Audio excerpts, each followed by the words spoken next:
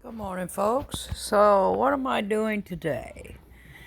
I have got this whole jar change, and what I'm doing is I'm going through and I'm separating out, the foreign currency, right? I'm separating out the foreign currency, but what I'm looking for is coins that were made before 1982, specifically for the copper. Now, you see I've got two lines of pennies here. 1982 pennies, some of them are 100 or 90% copper, and some of them aren't. So some of them are half copper, half zinc. So this is what I have found out. So that's what I'm doing today is I'm going through because you never know, right? I will in turn look up each one of the dates on these coins and find out, if any of these are silver, right, by the date. But all of this I can go and turn in because this is all just junk change, right? It doesn't have any silver content, it doesn't have any copper content. It's junk, right? But this is something that it's a good way. Once this has took me maybe a year and a half to fill this little jar up, and I do this fairly frequently. I empty the jar, and it wasn't until recently that I realized that coins made before 1982 might have silver content in them or copper. So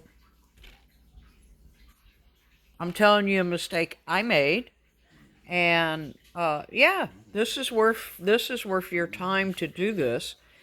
Now also I have the foundation company coming out, I guess around 8 o'clock this morning, to get an estimate from them, so that I have two estimates on the foundation work. For those of you who don't know, I closed on my equity loan on Thursday. So that's all gone through. I'm just waiting on it to be deposited into my account. And I don't know how long that's going to take. But yeah, been a busy week. We are noticing across the country a lot of protests going on. I wish you to be very careful if you go out this weekend. And also, Sunday is Father's Day. So I want to wish all of the fathers out there happy Father's Day. All the want to be fathers, happy Father's Day. All of the men who have stepped in and been the father figure to children that were not their own, happy Father's Day. So, yeah, that's what's going on here. It has been raining its butt off and on, as specifically on the weekends. So I still am not able. It's raining right now. I still am not able to get out there and do what I want to do in the backyard. Uh, as far as getting the awning put up, and one of uh, my subscribers asked me to do a video on how to clone uh, a tree, right? So if you have a fruit tree, how to clone a fruit tree, and I will make a video of that. I promise you, I will make a video of that. But I'm not going to do it when it's pouring down rain, and I'm not going to do it when it's thundering and lightning, right? And it might be in small stages that I do it, because I do everything on my phone. So I don't have the nice expensive camera. I don't have the ability to pause it, do something, and then go back to the video. If I pause my video on my phone, it ends the video. So that's I will get to that. I will do that for you. That is on my list to do. And also how I'm going to do the awning. I'm going to try and do videos step by step of how I'm going to put the awning up.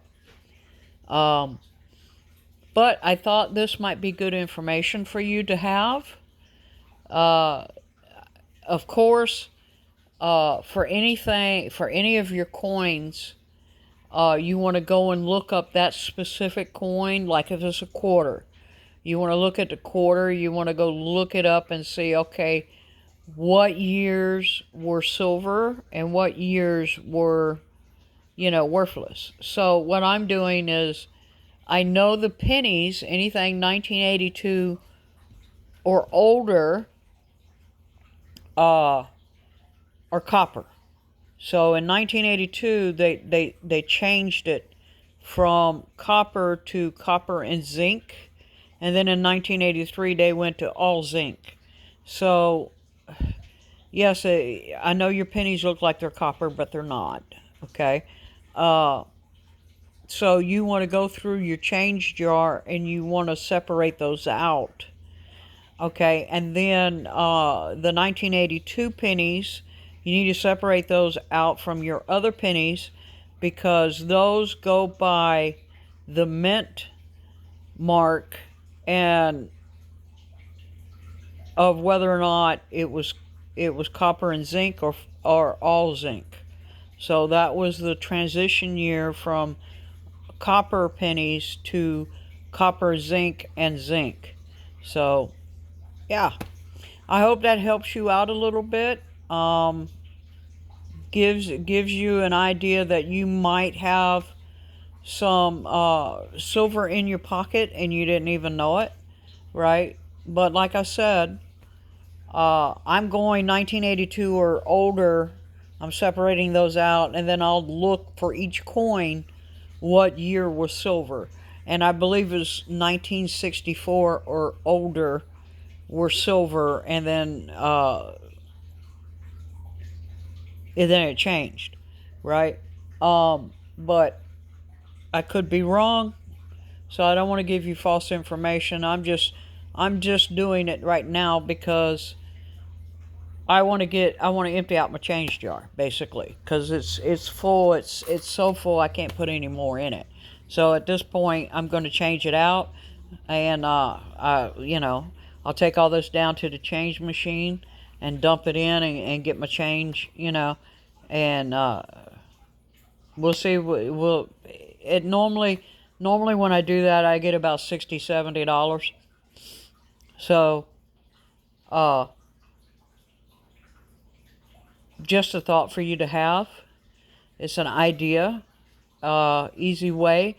And also when you look at your coins, you want to see if like you have any kind of strange stamp on it, like if it has a double head or there's something on the back of the quarter or on the back of the nickel that doesn't look quite right. You want to take those and put them to the side also, because some of those sell for $1,000, right? Or more. I mean, there was a double-headed quarter that sold for like, I believe it was 30,000. So, yeah, it's well worth you looking at your change and going through it and investigating that. It's well worth the time it takes you to do that. Anyway, bicycle.